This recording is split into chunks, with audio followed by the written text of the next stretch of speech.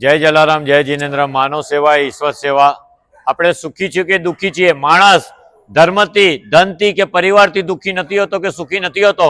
માણસ પોતાના કર્મથી સુખ અને દુઃખ પ્રાપ્ત કરે છે। આજે આપણે કેટલા સુખી છીએ આપણા પરિવાર સાથે। આપણી પાસે તો ભગવાને આપેલો રોટી, કપડા, મકાન, ઉપચાર, પરિવાર, મિલન બધું આપણી પાસે છે। આ નિરાધાર પ્રભુજીઓ પાસે ઘર નથી, આવા પ્લેટફોર્મની નીચે સૂતા હોય છે। ઉનાળે, ચોમાસે, શિયાળે મુસીબતનો સામનો કરવો પડે છે। આ લોકોને ઠંડીની અંદર ઠંડી ન લાગે, આ લોકોને કોઈ બીમારીનો સામનો ન કરવો પડે, એટલે લાભાર્થીઓના સાથ સરકારથી, લાભાર્થીઓની કરુણા, માનવતા, દાન, દયા, ધર્મના રૂપિયાથી આવા નિરાધાર પ્રભુજીને બ્લેન્કેટ આપવામાં આવે છે।